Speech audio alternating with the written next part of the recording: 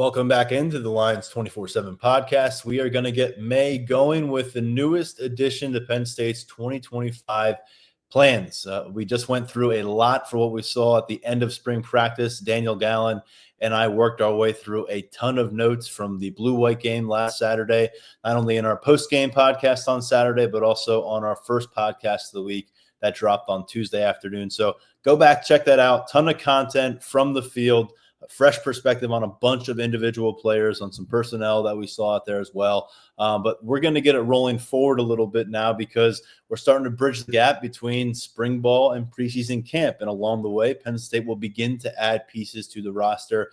Much of those pieces are going to be in the form of freshmen that we don't necessarily have expectations for making an immediate impact. That is very far from the case for Trebor Pena coming in from Syracuse. A big-time production last year with the Orange, one of the nation's premier pass attacks, 84 catches, 941 receiving yards, 9 touchdowns on the season for Pena. We've gone through it a bunch. He had some big double-digit performances in terms of 10-plus catches during ACC play, a really strong effort against the Miami Hurricanes to kind of derail the Hurricanes' postseason hopes late in ACC action. And it was a 10-win Syracuse team that was likely counting on having Pena as part of its plans again here. And so to break that down for us and what it means from what's happening up there in New York to what Penn State is adding in this receiver room and everything in between, we bring in Mike McAllister, who covers Syracuse football for 24/7 Sports. Mike, I love working for this network because we're able to reach far and wide, especially with Big Ten expansion. We could go across the country, talk to some California guys. Now we can go up to Syracuse with you and discuss the newest addition to Penn State's receiver room. 3 transfer additions this year, Devontae Ross and Kyron Hudson coming in from Troy and USC respectively, coming through 15 spring practices. We'll get to know Pena later, but we're going to start that process a bit with you now. Mike, welcome on board the show. Thanks for giving us the time.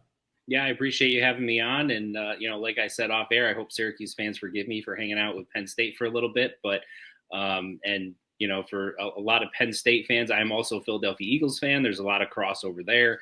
So hopefully you'll welcome me in with open arms for these purposes.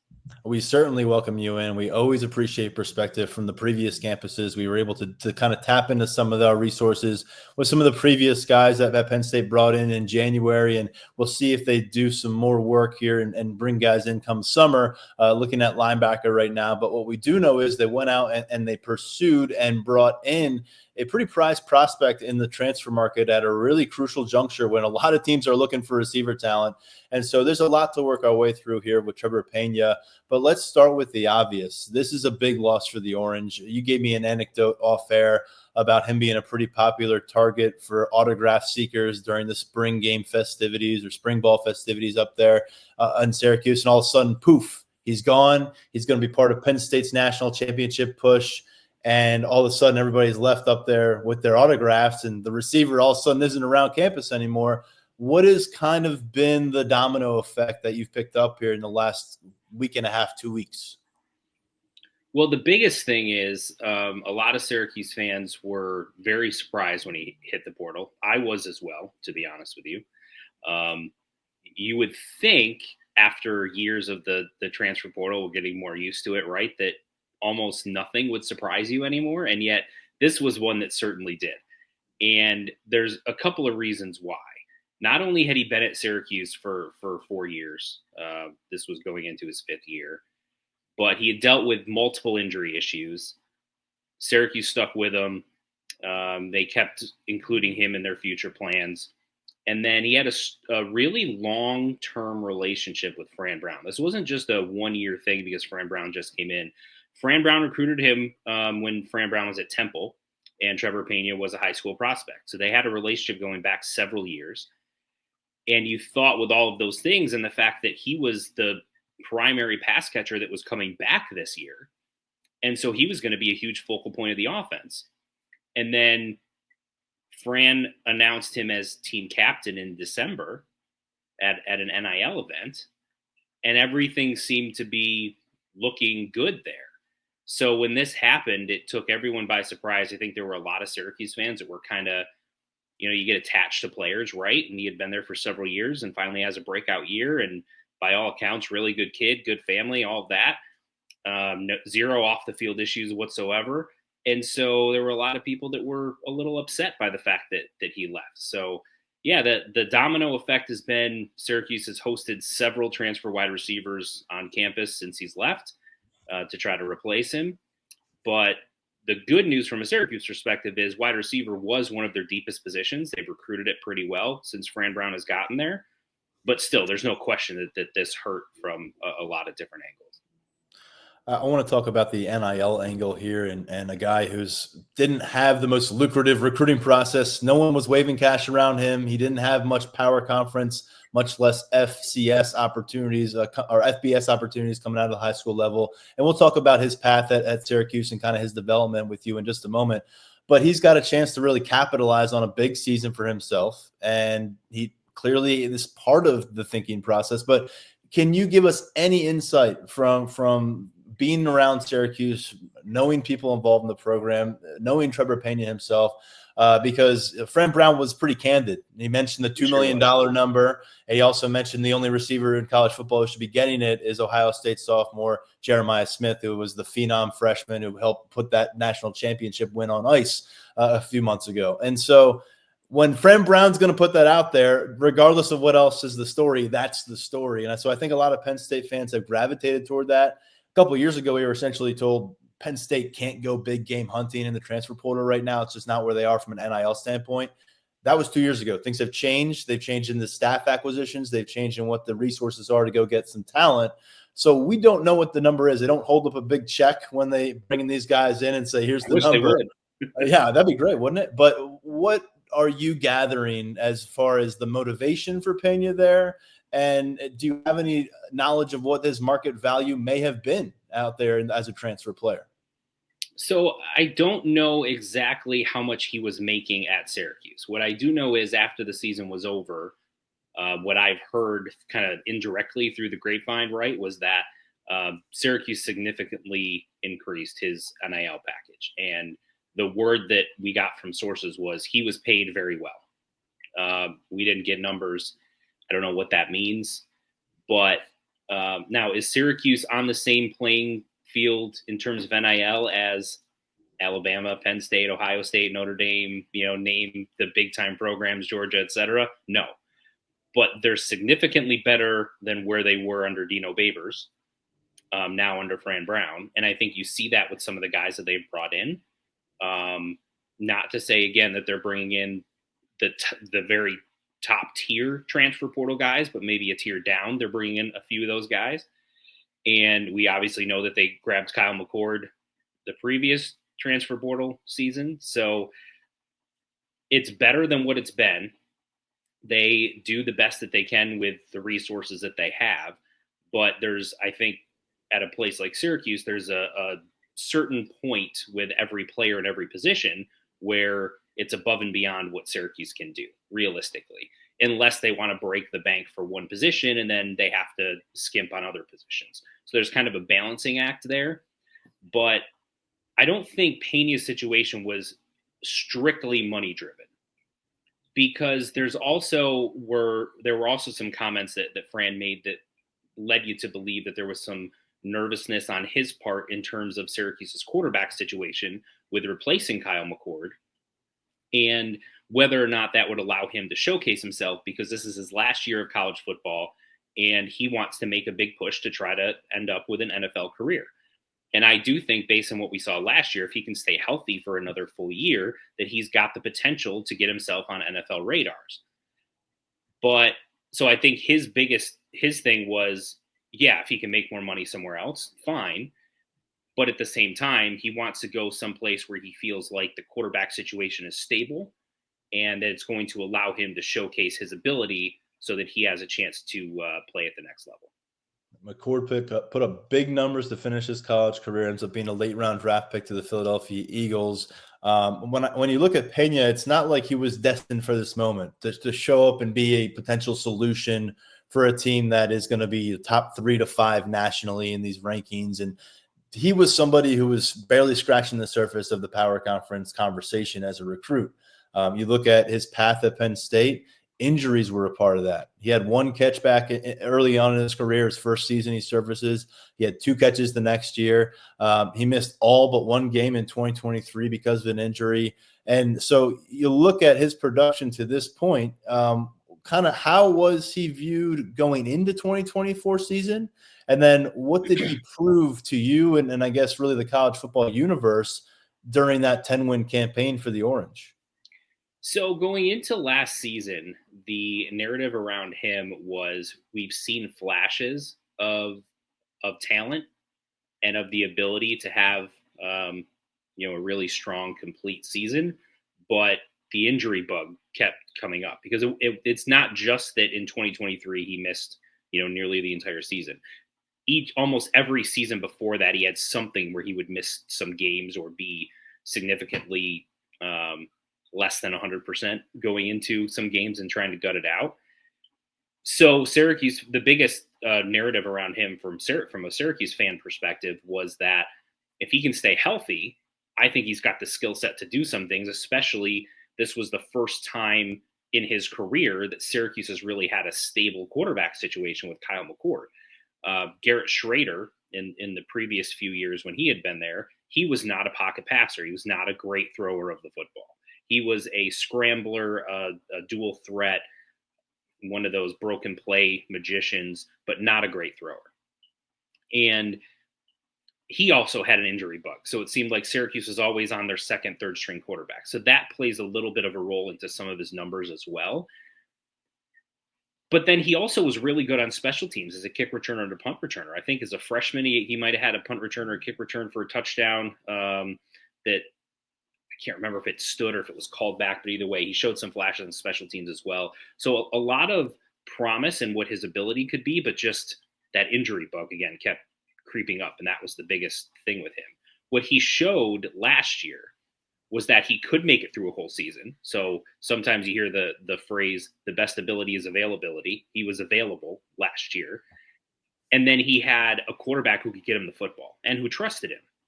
They developed a rapport right away.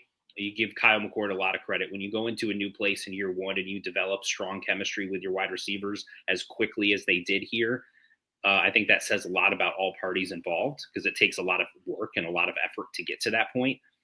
But he's a hard worker. He showed off his ability.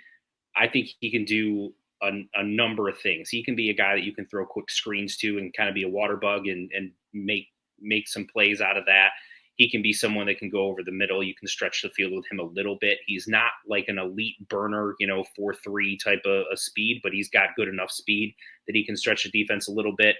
And he's just one of those guys that it's like 3rd and 7, he gets 9 yards and just annoys the heck out of you if you're an opponent. He's was one of the most, if not the most consistent wide receiver they had last year and really became a fan favorite. And I always think fans also tend to gravitate towards that guy. It's a little bit undersized and a little bit of an underdog and only Power 4 offer and all those things. And, the fan base certainly really embraced him for all of those reasons. Injury is such a big part of that track record. I don't know how open Syracuse is about those particulars, but is there anything you're able to share with us that's been public in terms of what he was dealing with in any of those years? So that was during the Dino Babers era, and they were notoriously tight-lipped about everything. Okay. The best we would ever get is upper body, lower body, and sometimes we wouldn't even get that. Sometimes it would be like, he's not 100%. We don't know if he's going to play. Okay, that's helpful. So I don't know. I think there were leg ankle type of issues. It's a guess, but yeah, they didn't give us much. We don't know. Were there surgeries involved? How much rehab was there? Broken bones, like that. They don't tell us much, so we don't get a ton. All right, that's fine. What we just wanted to know what you knew, and so we appreciate you sharing that. We're sticking with regions of the body. We kind of play that same game here at Penn State too, and I can respect it with the way college football is allows these guys to kind of keep the injuries off the radar for now. Mike, when we look at Pena and kind of what makes him be able to put up numbers like he did last year, approaching 1,000 yards. I think it was about 60 yards shy of 1,000. Finished the season strong, a couple touchdowns in the bowl game. A guy that just was consistently productive, whether it was in conference, out of conference, postseason. He's not that blue chip prospect profile kind of guy. That was, a role in that recruitment process out of New Jersey for him. How does he get open? And when he gets the ball, what does he do with it? He's really quick in short yardage bursts. So, like I mentioned, he's not going to be that 4.3 guy. Like if you run a 40 with him, that's not to say he's going to run a 4.7, but he's not going to be the guy that you're just going to line up, say, run a go route, and he's going to run by people all the time. But his change of direction is outstanding. He doesn't lose speed when he's cutting in his routes, and that is extremely helpful, especially when you're looking, as I mentioned previously, those 3rd and 7s when you're going for 8 yards. And he's great at that. He's really good at his deception when he's sort of running an option route, maybe faking outside and cutting back inside, a slant and go, those types of things. That has been beneficial to him. He's really, really smooth.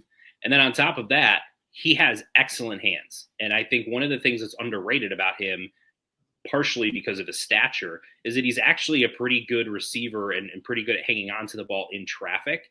And that has certainly helped him, especially when Syracuse is going up against some of their better opponents. As you mentioned, he had a couple touchdowns in the bowl game. He was key in their comeback win in the regular season finale against Miami, made a couple of really tough catches, one for a touchdown. So he's got that ability as well. And sometimes you just have guys that you can't quite put your finger on it, but they just seem to always be in the right spot and they always seem to make plays. High football IQ, really good feel for the game. And that's what Trebor Pena is and what he showed last year. Mike, you're getting our listeners, our viewers, very excited if this can come to fruition here for Penn State football. But that's where I want to finish off with you. When you project this into the fall, and that's when we'll get a chance to see Pena ourselves on campus and in uniform is August and catching those passes from Drew Aller. Rest assured, everybody, they'll be putting in work on field somewhere between now and then. But that's when we'll get our first look. You've seen him. You've seen him when he was early in his development. You've seen the best of him thus far at college football.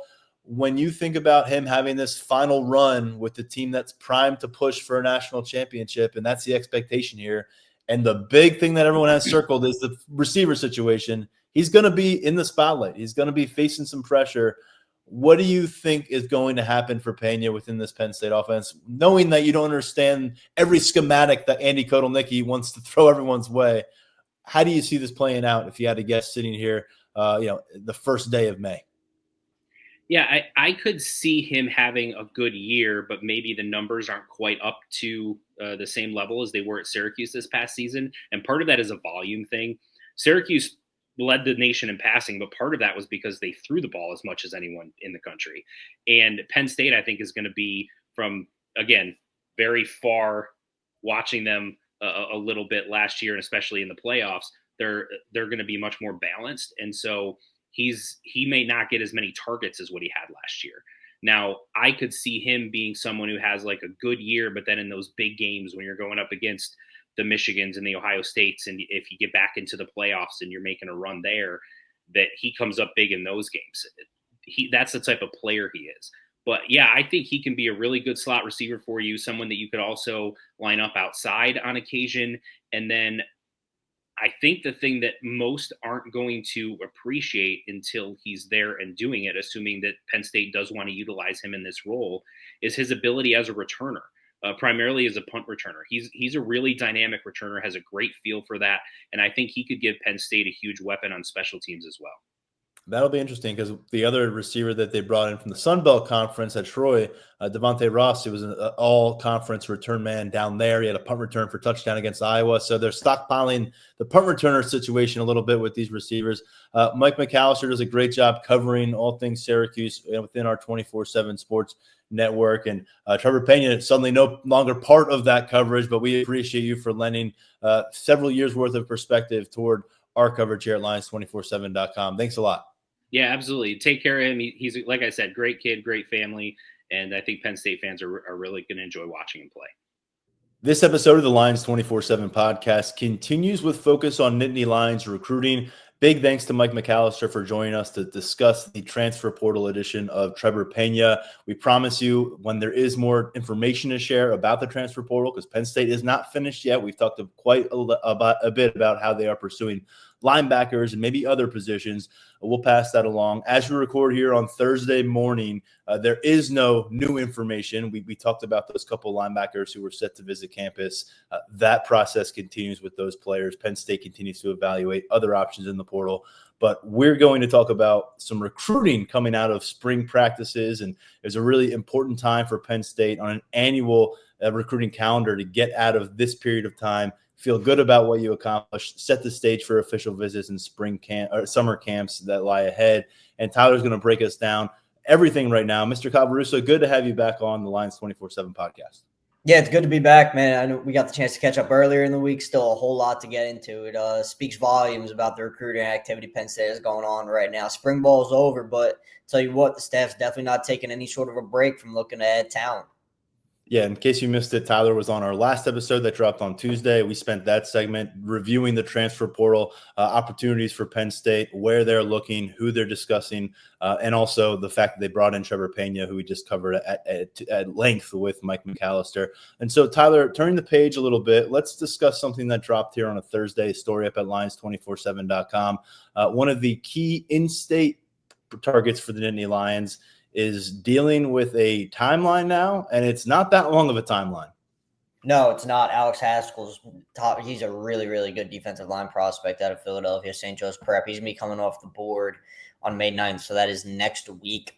He has a top 4 of Duke, Michigan, Penn State, Syracuse. Has the feeling of a Penn State-Michigan battle right now. It's been that way, I think, for a little while. Now, Penn State has pushed for Haskell. They offered him when he was a freshman at St. Joe's Prep, and he's been a priority for a long time now. Deion Barnes has been leading that charge for the Nittany Lions. Michigan was always going to be a program that appealed to Haskell when it offered.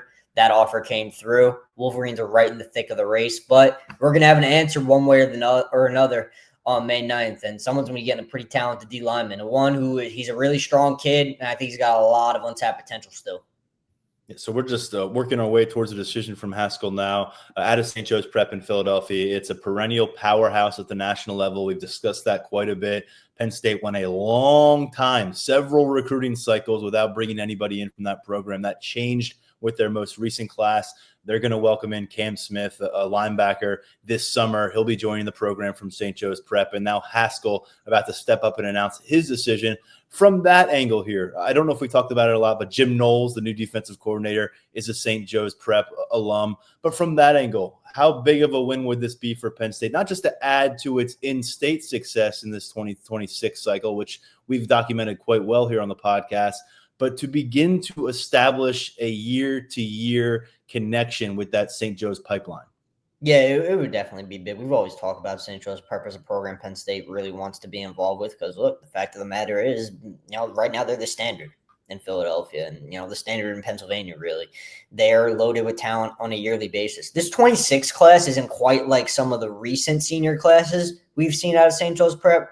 Still got a lot of really good players, but Haskell's kind of the crown jewel of that group. And then in 27, you got Brandon Lockley as well as high on that linebacker board for Penn State. So you go out and get Cam Smith in 25.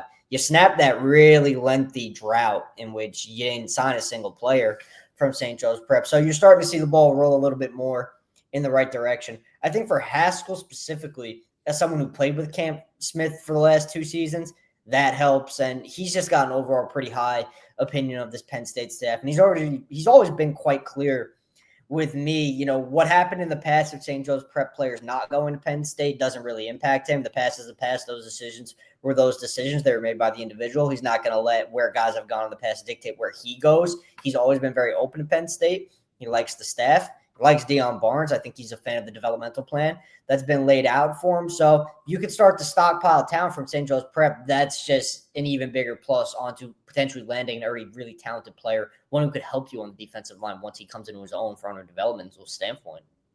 Penn State D-line coach Deion Barnes, obviously a proven commodity in the Philadelphia recruiting scene. Haskell fitting in well with that. But when you look at him adding to that room potentially, and we'll learn soon if he does add to that room. We saw him work, I think, at defensive end. I think he got some reps at the interior as well during some camp competition the last couple of summers. He's somebody I think we have listed at 6'3", around 230 pounds, but that 230 pounds does not feature any flab. I mean, there was really no fat to point to on this young man's physique when we had him in front of us for camp action. So when you kind of roll it forward and look at him in a college developmental program, defensive tackle, defensive end, utility piece, where do you kind of stand at this stage of his development?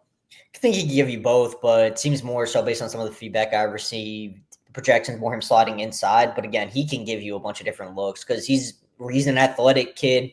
But he's kind of like Kevin Brown, right? When we were seeing his frame coming up, he's 230, 240. I think he might be even bigger than that now, but it's not bad weight in the slightest. He's just strong as an ox, and you see it on his build. I saw him early in his junior year, and you could see he just continued to transform his body and progress in the right direction in that regard. So I think he's another one of those guys who can give you a couple of different looks.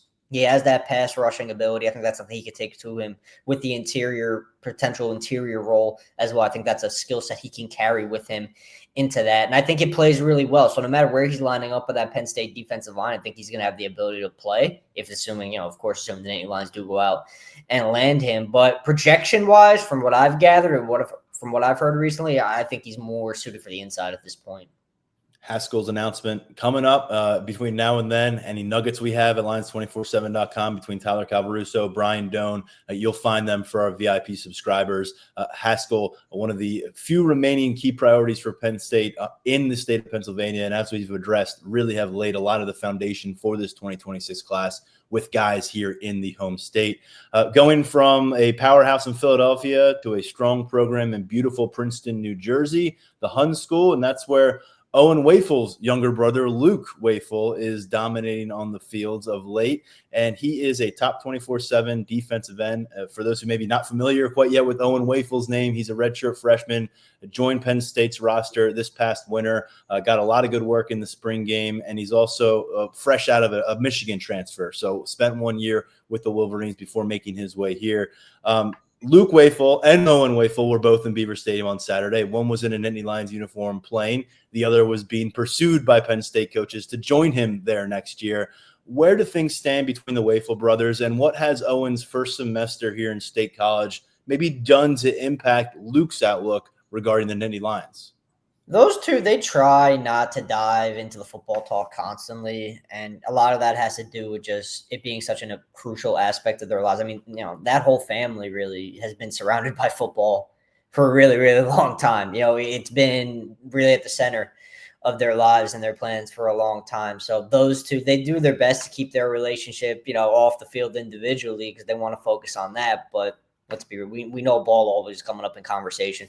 So Luke has a pretty good idea of what Owen has been able to accomplish in his opening days at Penn State. And not just that, but what it's like to play for Deion Barnes, what it's like to work in Jim Knowles' defense, what it's like to suit up for James Franklin, what it's like to have him as your head coach and the overall culture in the program. I think it's all been really impactful.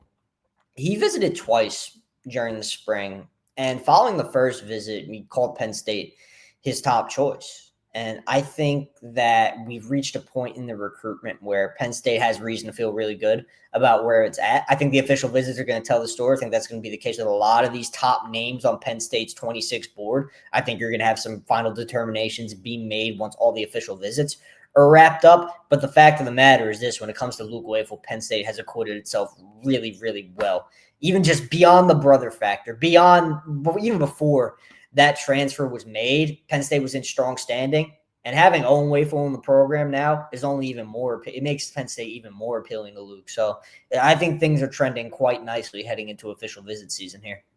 Wafel considered the number 109 overall talent in our 24/7 sports rankings for that 2026 class, the number 1 player in the state of New Jersey, the number 12 overall edge rusher in the nation. And so a lot riding on this recruitment beyond pairing some brothers up at Penn State, you could really add an impact player to that defensive line room along with his brother. And again, Owen Wafel will only be a redshirt sophomore next year, so there's a chance that those guys could spend some significant time together in the same position room on a college campus. We'll continue to track that recruitment moving forward. Of course, the Hun School in Princeton is where Penn State once plucked Caden Wallace, who became a 4-year starter for them on the offensive line. I asked you to kind of throw me a few names regarding guys who were here during the spring, because 15 practice sessions, all 15 featured recruits on the sidelines with their families. We saw it every time we went out to the field. One of the names you sent back my way was Kari Adams, and the significance that he got back to Happy Valley and how Penn State made him feel leaving campus. So talk us through Kari Adams. Remind our listeners and viewers maybe who he is as a prospect and how Penn State fits in.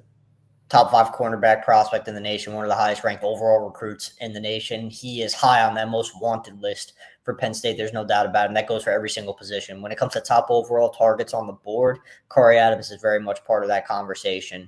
And really, really, really good player. He's been a top priority for Penn State since he got the offer last summer following a workout with the staff. And it was important to get him back before his official visit, especially because he was coming off an unofficial to Oregon, and the Ducks have been making some moves in that recruitment. Notre Dame has been in strong for an extended period of time, right along with Penn State. So for Adams to get back to campus it was Monday, April 21st. He got back to campus just before the blue-white game this past weekend. It was a big visit. It was good for him to catch up with the staff.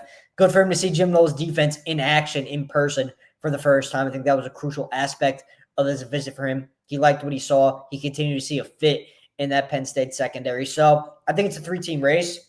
Penn State, Oregon, Notre Dame.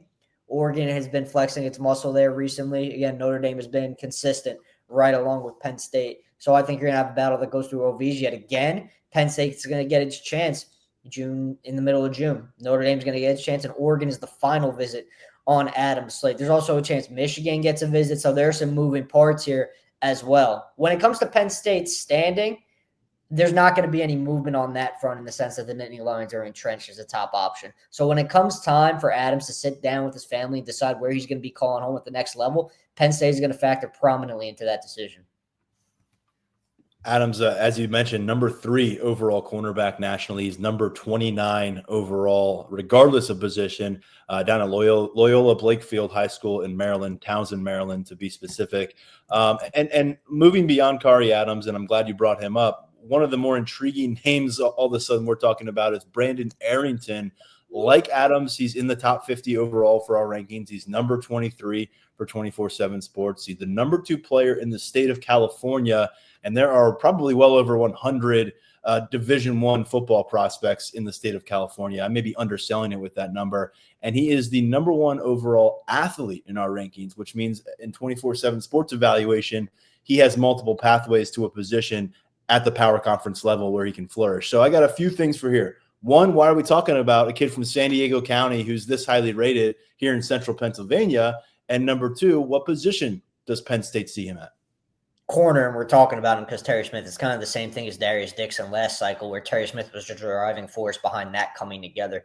He does a great job with these non-region guys. We often talk about Terry Smith and the work he does with DBs. I mean, anywhere. He's such a crucial figure in Penn State's pursuit of cornerbacks overall. I mean, that's why the Nittany Lions have been so successful on and off the field under his recent reign. I mean, the things he's done on the recruiting trail and the way he's been able to go across the country and keep Penn State in the mix with a lot of these top guys. I mean, Dixon, Sione Lale, I know it didn't go Penn State's way that time, but I'm not sure the Nittany Lions are in that race without Smith doing the work that he was doing. So he's been huge for Penn State in its own backyard and especially out of the region as well. And he's the reason why Penn State has an actual chance in this. I mentioned Dixon specifically earlier because I remember when we first broached Dixon as a legitimate target for Penn State leading into official visit season last year, we openly questioned, look, is he going to leave the West Coast? Because he has some appealing options out there. It's fair to ask that same question of Arrington,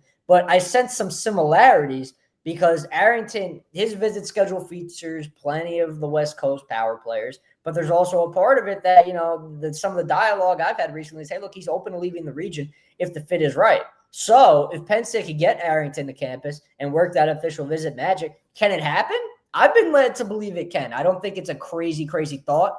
Is it going to be difficult for Penn State to make that happen? Yes, because I do think there is a lot of appeal with more regional programs. But with that being said, we've seen this almost exact storyline play out in the past, and it has gone Penn State's way. Doesn't mean it's going to go Penn State's way every single time, but I'm not ruling it out because I think the Nittany Lions have done some good work here. I think Terry Smith in specific has done some really good work here. And if you could bring a guy like Arrington into your program, it just tells you, I think, if you're a Penn State fan, it tells you everything you need to know about the way the Nittany Lions are trending, because this is a difficult recruitment, and Penn State has managed to work its way right into that equation. Darius Dixon wasn't this highly rated as Arrington, but he was in the top 100 overall. He went to one of the premier programs in Southern California, and now here he is on campus in State College as a standout freshman performer from his first camp at this level. And so we'll see what works out for Arrington. You mentioned maybe a desire to leave the region. His top 5 that he has to set the stage for a July 5th commitment announcement, it's Penn State, Texas A&M, and Alabama, giving him options away from the West Coast, and then USC and Oregon as options there out to the west. So something to keep tabs on. We will certainly do that. And Tyler Calvaruso does it as good as anybody on the Penn State football beat. So keep track of how these spring official visits are getting locked in, where Penn State is trending, both positively and negatively. We'll give you all the information over at Lions247.com. I want to close out this segment with you on our recruiting discussion with generally some guys who you feel like Penn State exited this spring in better shape with than they got into spring camp with. And it's a 5-week sample size of football on the field, and that's what we're concerned about. But let's be honest, the conversations, the dialogue, the campus tours that are occurring in attachment to these practice sessions can go a long way towards a decision that could be made, whether it's a few weeks down the road, a few months down the road, or a few years down the road. So for Penn State during the spring, a lot of the top targets that they welcomed to campus, it was about keeping things moving in the right direction. I think Penn State welcomed a bunch of guys to town throughout spring ball, and there are some years where they have a lot of work to do with certain guys. And this year, you got the sense that a lot of the top names on that board who visited, Penn State was already in really strong standing. There were a couple of guys who really stood out to me in that regard. 2 of them are regional targets. Grayson McKee, right in Penn State's backyard, offensive tackle prospect, visited twice during the spring, visited last Friday leading up to the blue-white game. He didn't stick around for the blue-white game, but he was on campus Friday. Penn State continues to push that one in the right direction. He's going to be on campus for his official visit June 13th through the 15th. Notre Dame is Penn State's biggest competition here. He's picked up a couple of newer, intriguing offers as well. Ohio State, Alabama have entered the mix, but it's seeming like a Penn State-Notre Dame battle right now, and Penn State has a good chance to keep McKee home. And Matthew Canoe out of Virginia, who we continuously circle back on as one of those top linebacker targets for the staff. Dan Connor was actually down in Virginia on Wednesday to check in with him and his family. They got him back to campus early in spring ball. His visit was the weekend of April 5th. And seeing the defense in action was a crucial part of that visit, because he had yet to see Jim Knowles coach in person. He had yet to see Dan Connor work with the linebackers in person. And Penn State checked every box there. So Michigan's been a big player right there along with Penn State, but I like Penn State as the leader with Canoe right now. He's been pretty candid about his thoughts there. He's called Penn State his leader on record previously, and that remains the case from everything I've gathered to date. Now, the last guy is a non-region guy, and he kind of falls more into the category of prospects who visit that you had work to do with, but not because Penn State wasn't already in high standing. The Nittany Lions were high on Brian Bonner, who is a borderline top 100 running back out of California, for a while. But obviously, we had the running backs coaching change going from Jaywan Sider to Stan Drayton, so we had to see how things are going to pick up. Stan Drayton has picked that relationship up really well. Bonner made it out to campus in April. It went well. I expect Penn State to receive an official. And guess what? Stan Drayton made the cross-country trip on Wednesday. He was in California, saw Bonner in his home in person with the family, and still tracking down some initial feedback on that and trying to track down as well if Bonner has finalized that official visit date, which, again, I expect that to take place. Penn State's in the top 5. Notre Dame, I keep talking about Notre Dame today. Penn State and Notre Dame are having a lot of battles this cycle. Notre Dame is actually the crystal ball favorite to land Bonner right now, so that's something to keep an eye on. That being said, I think Penn State has done enough to pick up a little bit of momentum here and factor heavily into that final decision-making process. Well, in case it isn't obvious, every single time he comes on this podcast, Tyler Calvaruso has his fingers on the pulse of the Penn State recruiting scene. There's a lot of movement still to come with this 2026 cycle. We've got official visits coming up. We've got a bunch of camp coverage to come in the next couple of months as well. That's going to get started this month. We've got an Elite 11 event here in State College. So a good time to check in on Penn State recruiting as they continue to build out the roster for future championship pursuits. Tyler Calvaruso, always appreciate you hopping on with us, and I hope everyone's checking out your content between now and your next podcast appearance. Thanks, man. I appreciate it. And for our readers, thank you. I mean, you guys are the reason we do this, so we appreciate the support.